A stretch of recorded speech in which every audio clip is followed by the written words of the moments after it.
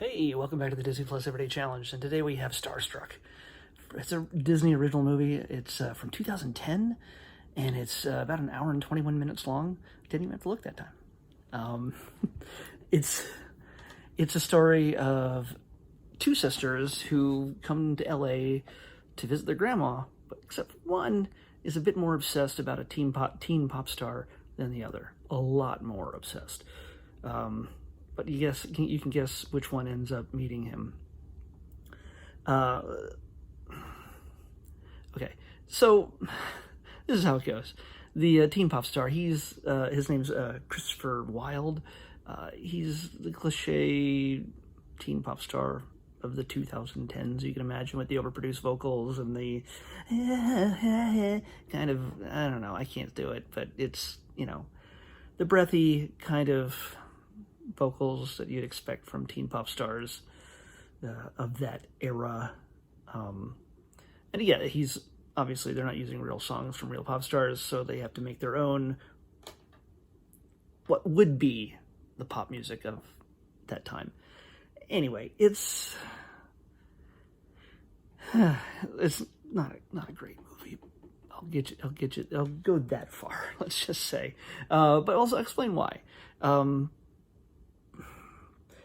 The premise is almost cartoonish in the sense of how they portray Hollywood and paparazzi and everything else. And yes, the cliche Hollywood things and the cliche paparazzi things, yes, they are probably very watered down for a Disney Channel movie as compared to real life. Yes, I live in LA and things are, I'm not part of that ultra elite set, obviously. Look around you. But yeah, it's a little watered down, but then pumped up at the same time to be all the more garish and all the more like paparazzi chases around this kid, this teen pop star in black vans, like a parade of black vans show up wherever he goes, and he has to sneak around and go through the back entrance while they trick them. And yes, that kind of stuff happens with celebrities. And I'm sure it would happen for a teen pop star like him. Maybe he's maybe 20. I have no idea. But I hope he's teen, because yeah, the girls that obsess over him, and he sort of ends up with one. I'm spoiling it, aren't I? Because you were going to watch this. Sorry. Yeah, they're teenagers. One's definitely a younger teenager. Yeah, so he's living his Hollywood life. He's on the verge of becoming a movie star, maybe. He's given the opportunity, but he has to just scratch your back, I'll scratch yours, with the business people and going to parties and meetings and everything else. And at the same time, he runs into one of these two sisters. These two sisters are from Kalamazoo, Michigan. Sarah is an ultra mega fan. And her little sister is Jessica, and Jessica couldn't give a rat's ass about this guy. She almost visibly hates him. Like, she's never met him, but she hates him so much. And she's bitter and mean and just angry and grumpy about it, like to her sister. Her sister is obnoxiously overexcited about this guy even before they get to LA, and she's expecting everything to work her way so she can somehow meet this guy, and because she's one of the original fan club members. And yeah, great. We all have our people that we admire, I guess, that are celebrities and stuff like that. But yeah, and yes, she's a teenager, so everything's pumped up to 11, like it's the most important thing in the world. That's another sort of overdone cliche, because nobody has any level of subtlety in this thing. There's no subtlety whatsoever with these characters.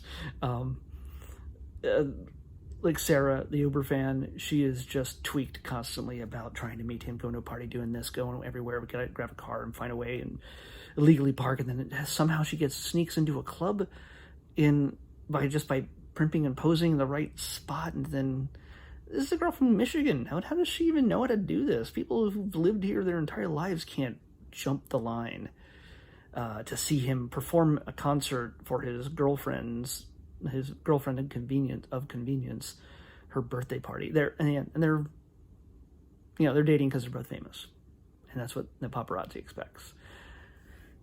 And the paparazzi, yeah, like I said, they're overly done, overly exaggerated. There's a TMZ / Entertainment Tonight kind of show called Starstruck that is on the pulse of all the teen heartthrobs and all the major news following this Christopher Wilde kid. Like, they're obnoxiously in his face, and somehow, yeah, it's like this certain woman who's like the anchor for this thing. She follows him around everywhere, but normally that would be something that the underlings do as they chase them around the city, and somehow she just shows up where she needs to, even in the dumbest places, which I won't spoil for you because it would spoil the end of the movie. Anyway, of course, when the girls get to LA, Sarah, the Uber fan, gets inside the club, but doesn't get to see him perform. Meanwhile, Jessica is tired of waiting for her sister, so she makes her way to the club to find her, but then she, goes around the alley and goes in the back door just as Zach is leaving and slams the door into her face. Ah, what a meet cute. He gave her a concussion, because soon after he's like, oh, crap, we got to get out of here. I got to take you to the hospital. I didn't mean to do that. And he's really nice about it. He is actually does what he can to, try to help her out, but he also needs to get away from, escape the paparazzi. She's hurt so badly, she just vomits at some point, out of the car door, before they can leave, onto his best friend's shoes, who is he's like a rap star, but he's also his driver. It's an entourage sort of thing. And also his parents or his managers. It's that whole, everything is all connected, business and family and friends, because there's no such thing as a life outside of the business, which is kind of one of the points of the film, about his life, when they speak about his life. So he ends up being with her a little more than he wants to be, and more than she wants to be, especially. And she is absolutely horrendously rude and mean and nasty to him the entire time. He's not done anything wrong except accidentally almost knock her head off with the door as he's leaving the club. But still, it's like she's got this pre-built-in hate for him. Maybe somebody would have that kind of feeling about Justin Bieber.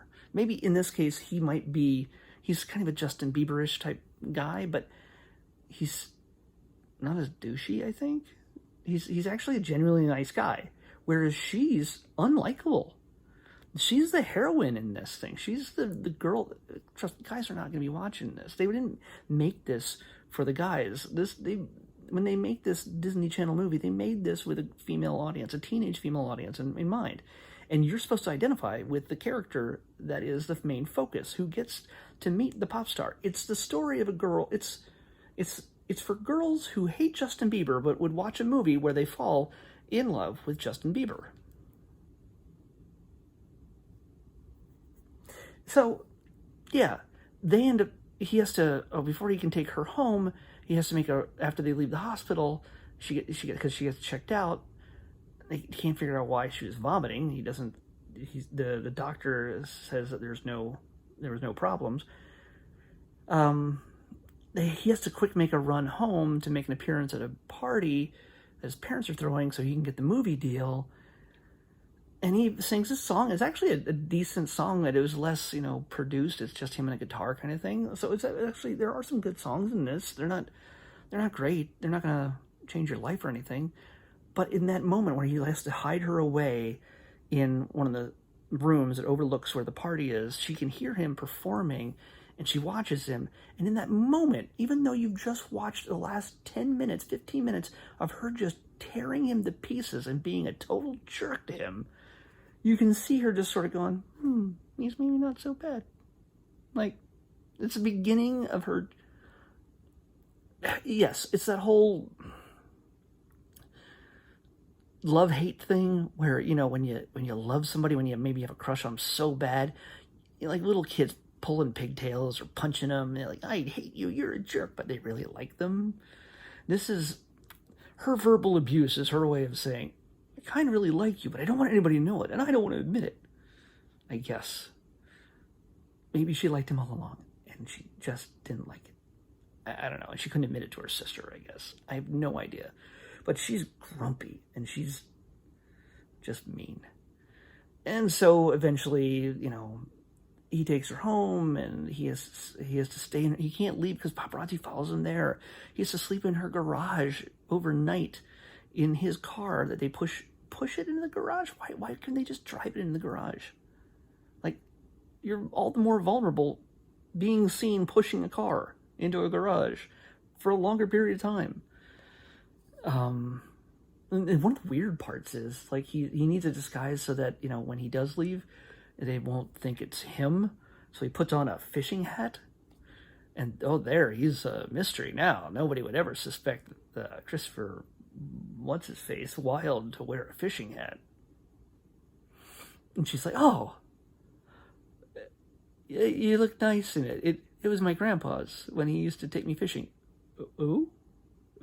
Like, she remembers her crush she had on her grandpa, maybe? Yeah. So what's going on there? Anyway, yeah, so she thinks she's hiding him in the garage overnight. And, it's... Meanwhile, her whole family and her obsessive sister are also home, and somehow her sister got home. She was really angry. And also, by the way, which also didn't make sense, he's like, hey, I'm going to take her to the hospital earlier on after he hurt her. You find her friend and get her home. How is he supposed to know who her friend is? Anyway, later on, the girls end up at a beach where Sarah believes that he would be surfing. Of course, he's there, but he's not surfing. He's just sitting on a beach chair with the hat pulled down really low for no reason. And she recognizes the hat and sits down by him, and they decide to start chatting. And he's like, I need to get out of here because the paparazzi are here, but you got to help me escape. Let's borrow your car, which is actually their grandma's ugly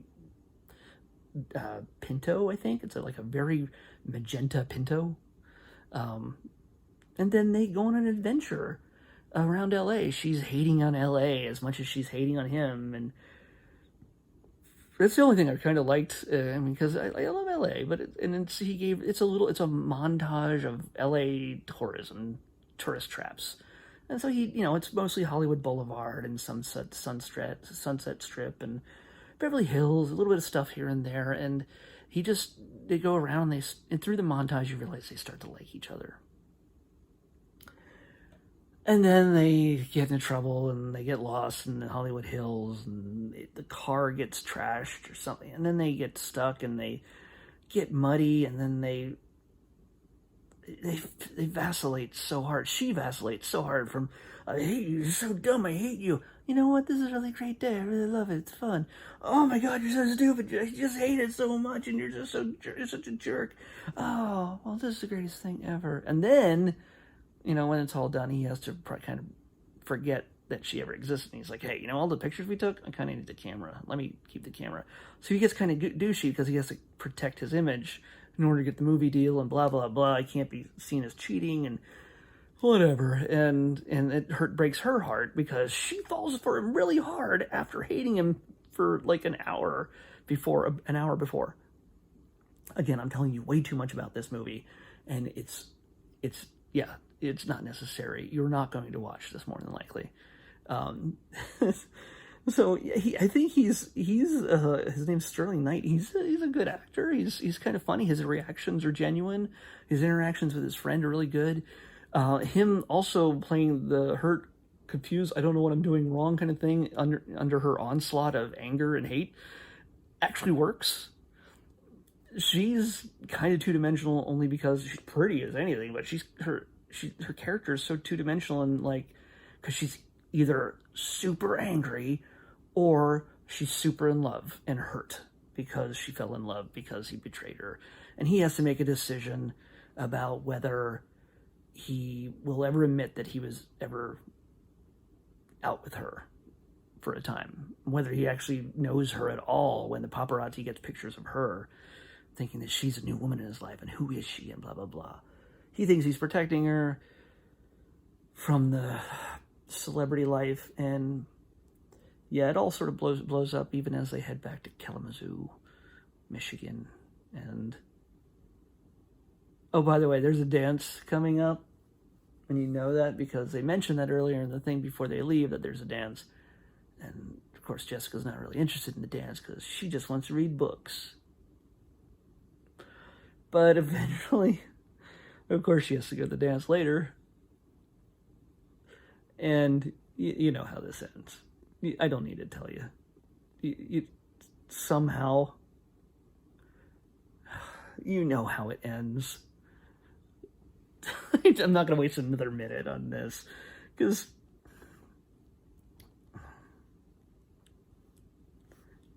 yeah,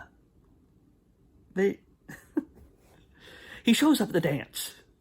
He shows up to dance, and he sings a song, and everybody who never didn't believe that she was like his date for the day or whatever, that they knew each other, and he said he didn't know her as proof that he didn't know her. I don't know. Everybody's like, he's talking about you, but he said he doesn't know you. Well, that would be enough to say that's kind of pertinent. I don't know. Anyway, will she forgive him for denying who she was to him? And will he go the Hollywood way? And will he tell the paparazzi to screw off? Yeah. So, okay, he does do that, and it's kind of great when he does it. It's a very simple thing, but it's well done, and they sort of skulk away, which wouldn't happen in real life, but yeah. Anyway, it's not a great movie, but I had fun talking about it, I guess. Maybe more fun talking about it than watching it. But yeah, if you've got nothing else to watch and you feel like watching something that you pretty much could tell what's going to happen from the beginning, something safe to put on in the background, Starstruck is your movie. Let's pick tomorrow's not Starstruck movie. 24. Way low. Way low. Dropping from the 500s all the way to 2 digits. Oh, okay. It's a documentary. I don't know if it's a series or if it's a single episode or whatever, but it is Amazing Planet. Amazing Planet. Hope that's in focus. I can't tell from that angle. My eyes are bad. Amazing Planet. Probably a Nat Geo thing or a Disney Nature thing or something. But we'll see tomorrow on the Disney Plus Everyday Challenge. I'll see you back here tomorrow. Bye. Dang it. Well, I was wrong. I'm back. Apparently Amazing Planet is not on Disney Plus. I don't know it may have been there originally and now it's not there anymore. I have no idea. So we're going to have to pick another one. 588, back up to the 500s. Ooh. I do like the 500s. Well, they are this is in the thes. 588. You never know what you're going to get. Oh, all right. Well, we get another documentary thing, probably a Nat Geo or a Disney Nature thing. Yeah, it should be on there, I hope. We'll see. Crimson Wing, the Crimson Wing, Mystery of the Flamingos. We're going to learn about flamingos. All right. Well, unless this is not on there, dang it, I'm going to... Lucky you're going to watch.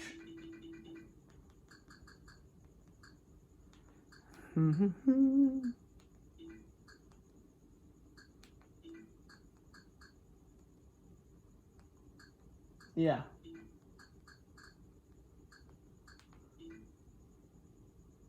Come on. Okay. come on. Okay, well, let's maybe flamingos. Let's look under crimson. This is taking way too long. And I'm sorry.